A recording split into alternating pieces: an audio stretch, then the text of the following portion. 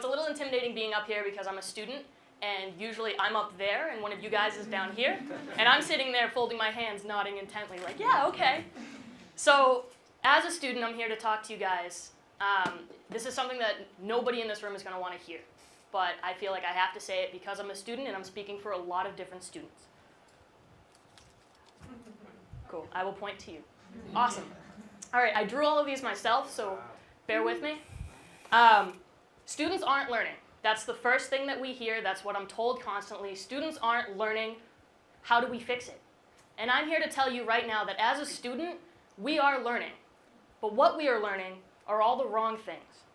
We're learning, as it stands right now, that all we have to do to get by in school, to excel in school, is to pass a test. We're being taught for a test. And if we get A's and B's on that test, then we're okay. But if we get D's and F's, or maybe even a C-, we get left behind. Oh, it's working now. All right. So, lesson number 1, we learn this from the get-go. Fake it till you make it. We learn that I don't need to know everything that I'm being taught because I'm being taught for a test. From the time I was in 3rd grade to the time I graduated high school, the first day of every single class, every single teacher I had told me that their number 1 goal was so that everybody in their class passed the MCAS. That's not a lot of motivation for a student to know that they're being taught for a test. So we learned, okay, I don't need to know all this. I can cram this in 20 minutes before class on the bus ride to school. So this is what the inside of a human student brain looks like. We cram, we test, we toss it away so that we make room for the next exam, only to temporarily memorize it so we can throw it away again. And I ask you, why? I've asked teachers this before, why do I need to know this? And oftentimes, I get 2 responses. The first one is, that's an entirely inappropriate question to ask. Why are you asking me this in front of class? Second one is, you need to know this for college, and no hats in school. Always got caught with a hat. But what happens if I'm the student that knows I'm not going to college? What if, not because I'm not smart, what if I know I can't afford to go to college? What motivates me to want to learn all of this? Am I going to apply it when I leave school, when I leave high school and go to get a job? No, because I can tell you a little bit about myself, is I'm 20 years old. I'm 20 years old. This is my 3rd go at college. I go to Bunker Hill Community College, and I've had to drop out of school twice. Not because my academic merits were bad. I have a 3.9 GPA right now. I skipped a grade. I'm not dumb. I'm a smart kid. I've had to drop out because I can't afford to go. I've had to choose so many times between tuition and rent, between books and utility bills. And I've had to choose multiple times between a place to live and a place to learn. And for some reason, I keep choosing a place to learn because I've been told that you go to college so you can get a job. Awesome. But what I've learned so far is that I'm not going to beat the dead horse of no standardized testing, number 1, because that's long done. Because no matter what grade we're in, we're going to be tested. It doesn't matter, we're going to be tested. Standardized testing is good because it creates some form of structure.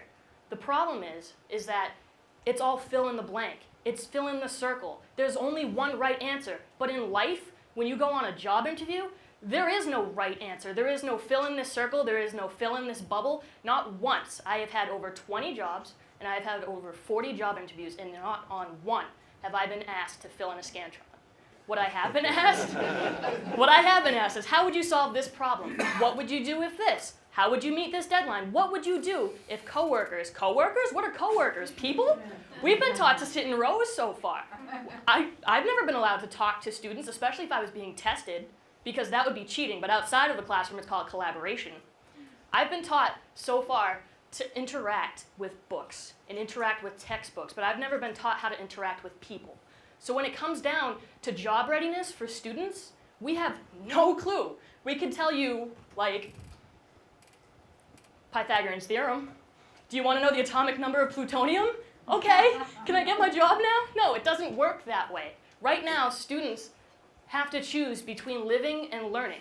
And it's not living as in partying, it's living as in making a living, surviving and learning. And the least that we can do if we're getting an education and we know that eventually we might have to stop going to college is learn at least how to survive while we're in high school. Learn how to balance a checkbook. Learn how to do public speaking skills, interacting with people. Pay a phone bill, because Right now, I don't know how to pay my cell phone bill. I call up my dad, and I have no clue. And sometimes he doesn't either.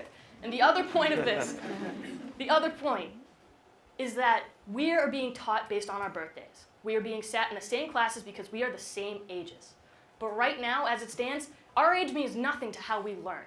We are taught to learn based on our birthdays, but we should be taught based on how we learn. As you can tell, I'm a pretty hands-on person. I learn by seeing things. I don't learn by having a textbook put in front of me and saying, memorize that chapter for that test in 3 days, have fun. I learn by doing hands-on projects. Other students learn by doing hands-on projects. Some students learn faster. Separate us when we're earlier, put us in different classes so that the hands-on students can have a hands-on education. The student that learns at an advanced speed doesn't have to be held back because the rest of the class can't catch up. And students that need a slower, more paced education but don't qualify to be in that special class can learn with people that learn the same way they do. The whole point of teaching is to be able to teach and have a student learn. And I know that it is not your fault because I can tell you over and over again, I'll tell you, you're teaching us wrong. And it's not your fault because they make you do it. They make you write your curriculums. I know that. But it's about time that somebody stands up for the student. And as teachers, that's what you do. You stand up for the student. And if you can't do that, it's time that you ask yourselves, why do you teach in the first place? Thank you.